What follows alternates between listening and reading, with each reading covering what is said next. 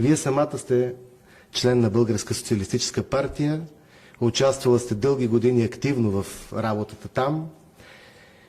И аз смятам, че моралното задължение ваше беше, след като президентът Радев подаде оставка, не по причини здравословни, не по несъвместимост, вие също да подадете оставка с него. Защото Конституцията, законодателят, който е писал Конституцията ни, не е имал предвид президента да подава оставка, за да прави своя партия.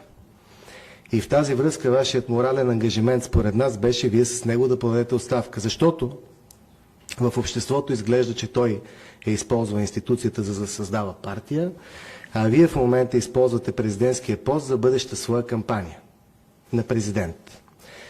Това нещо, тези факти всъщност водят до скептицизъм в мен, че вие сте способна, тъй като и не сте избрана. Избран беше Румен Радев.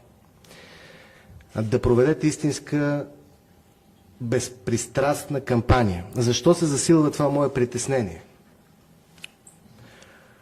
Аз не мога да скрия, че снимките ви с Любен Гоцев от началото на 90-те години, с снимките ви с лица, свързани с държавна сигурност, с 6-то управление, които са публични, предизвикват в мен огромно притеснение. Те са част от вашата история.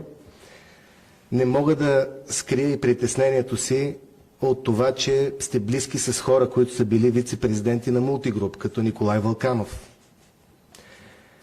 Не мога да скрия притеснението, че сте заемали поста говорител на БСП 1997 година, когато много голяма част от българите гладуваха, че сте се снимали с Кирил Добрев преди няколко дни да зарязвате Лозя на 2 февруари, който за мен е ликвидатор на БСП и представител на Делян Пеевски в БСП, и това нещо беше заявено ясно на конгреса на партията.